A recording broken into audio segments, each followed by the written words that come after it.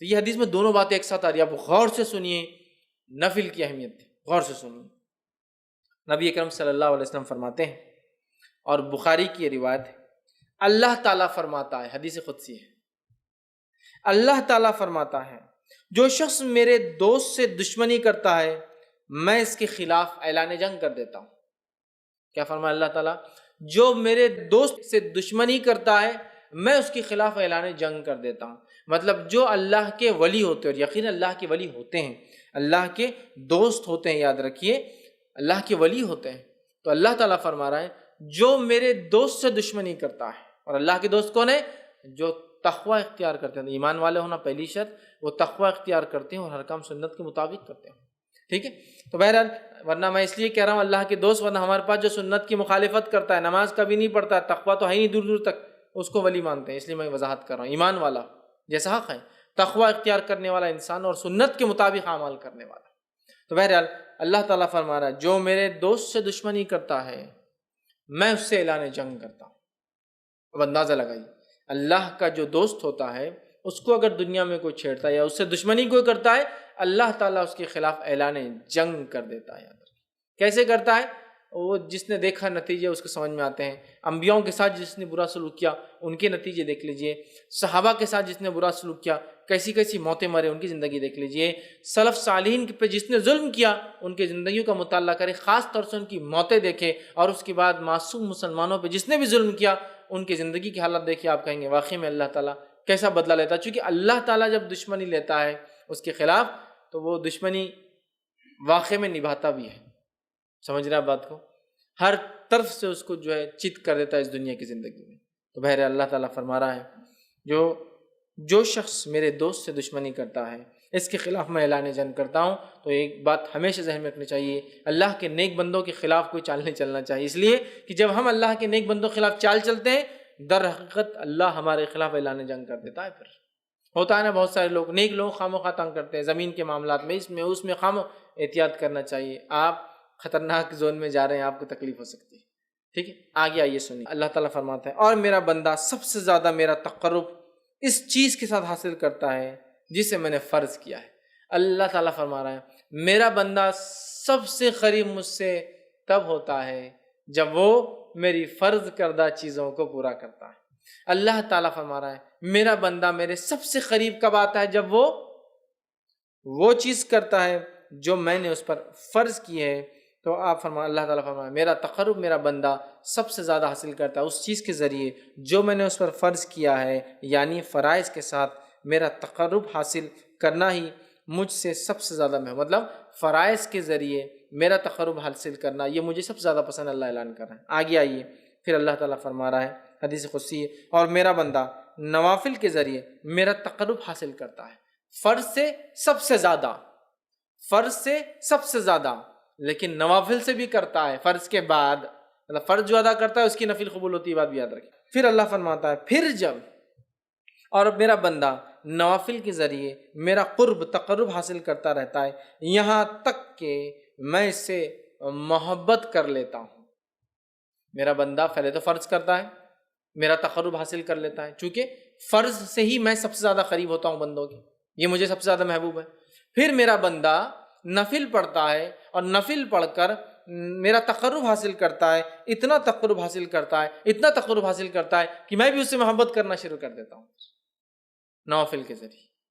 اب آگے سنیے ذرا، تو میں بھی اس سے محبت کر لیتا ہوں۔ پھر جب میں اس سے محبت کر لیتا ہوں، فرض سب سے زیادہ اللہ کو پسند عمل ہے، سب سے زیادہ قریب بندہ فرض سے آتا ہے، لیکن فرض سے جو قریب آنے کے بعد بھی جو نفل پڑھے وہ ٹاپ موسٹ چل جاتا ہے۔ بولنے کا مطلب یہ ایک انسان صرف فرض بھی کرے تو اللہ سے قریب ہوتا ہے، لیکن فرض کے بعد جو نفل پڑھے وہ ٹاپ موسٹ لیول تک پہنچ جاتا ہے اللہ کے قریب، اتنا کہ اللہ تعالیٰ اس سے محبت کرنے لگتا ہے۔ اور اللہ فرماتا ہے اور جب میں اس سے محبت کرنے لگتا ہوں تو میں اس کا کان بن جاتا ہوں جس سے وہ سنتا ہے۔ اس حدیث کو غلط معنی مت دیجیے کہ واقعے میں اللہ اس کے اندر حلول کر جاتا ہے، نہیں، مطلب وہ وہی باتیں سنتا ہے جو میں چاہتا ہوں کہ وہ سنے، کوئی غلط بات نہیں سنتا ہے۔ اللہ فرماتا میں اس کا کان بن جاتا ہوں جس سے وہ سنتا ہے، اس کی آنکھ بن جاتا ہوں جس سے وہ دیکھتا ہے، اس کی آنکھ بن جاتا ہوں جس سے وہ دیکھتا ہے۔ عثمان ابن عفان رضی اللہ عنہ فرمایا کرتے تھے کہ مومن کی فراست اس کی نظروں سے بچا کرو، اس لیے کہ مومن جو ہوتا ہے نا اس کی آنکھوں سے چیزوں کو پہچان لیتا ہے۔ بہت سارے سلف کے واقعات ہیں، لوگوں کو، چہروں کو، ان کی حالت دیکھ کر پہچان لیتے تھے کیا پرابلمس ہیں، اس لیے نہیں کہ ان کو غائب کا نعوذ باللہ، لیکن اللہ تعالیٰ نے ان کو وہ صلاحیت دے دی تھی۔ ہوتا ہے نا، لوگ بولتے رہے ڈاکٹر ہاتھ لگا دے تشخیص کر لیتا ہے، چہرہ دیکھتے انہوں نے پہچان لیا کیا ہوگا، یا سوال کرتے دیکھو جواب وہی آیا جو سوال تھا، حالانکہ اس میں یہ بات نہیں کہی گئی تھی۔ یہ ساری چیزیں ہوتی ہیں، ٹھیک ہے۔ تو یہاں دیکھیے اللہ کے رسول صلی اللہ علیہ وسلم کیا فرما رہے ہیں کہ اللہ تعالیٰ فرما رہا ہے میں اس کی آنکھ بن جاتا ہوں جس سے وہ دیکھتا ہے، اس کا ہاتھ بن جاتا ہوں جس کے ذریعے وہ پکڑتا ہے۔ مطلب وہی دیکھتا ہے جو اللہ چاہتا ہے، وہی سنتا ہے جو اللہ چاہتا ہے، وہی پکڑتا ہے جو اللہ چاہتا ہے۔ مطلب مومن ہر وہ کام نفل کے ذریعے اللہ سے محبت حاصل کر کے اللہ اس کے ریٹرن میں اس کو ہر وہ چیز کرواتا ہے جو اس کا رب اس سے صرف پسند کرتا ہے، اس کے علاوہ نہ کچھ سنتا ہے، نہ کچھ دیکھتا ہے، نہ کچھ پکڑتا ہے۔ تو میں اس کا ہاتھ بن جاتا ہوں جس کے ذریعے وہ پکڑتا ہے، اور اس کا پاؤں بن جاتا ہوں جس کے ذریعے وہ چلتا ہے۔ مطلب مومن چلیں گا بھی تو اب سیدھے راستے پر، چونکہ اب وہ غلط راستے پر نہیں جائیں گا، چونکہ نفل کے ذریعے وہ اللہ کی محبت حاصل کر چکا ہے۔ اللہ کی محبت جو بندہ حاصل کر لیتا ہے اس کا رب کا فضل اس پہ یہ ہوتا ہے کہ وہ ہر وہ کام کرتا ہے جو اس کا رب چاہتا ہے، اس کے علاوہ وہ کچھ نہیں کرتا۔ تو یہاں جو ہے اس سے وہ چلتا ہے، ان تمام اعضاء کو اپنی اطاعت میں لگا دیتا ہے، اور اگر وہ مجھ سے سوال کرتا ہے تو میں ضرور بھی ضرور اس کو عطا کرتا ہوں۔ اگر وہ مجھ سے سوال کرتا ہے تو میں ضرور بھی ضرور اس کو عطا کرتا ہوں، معلوم، ضرور بھی ضرور عطا کرتا ہوں اگر وہ مجھ سے سوال کرتا ہے۔ کون سا بندہ؟ فرائض کے بعد نفل کا اہتمام کر کے رب سے محبت حاصل کر لینے والا بندہ، دیکھتا ہے تو وہی جو اس کا رب چاہتا ہے، سنتا ہے وہی جو اس کا رب چاہتا ہے، پکڑتا ہے وہی جو اس کا رب چاہتا ہے، چلتا ہے اسی راہ پر جس پہ رب چاہتا ہے، اور جب وہ مانگتا ہے تو اس کا رب اس کی جو ہے ضرور بھی ضرور اس کو عطا کر دیتا ہے۔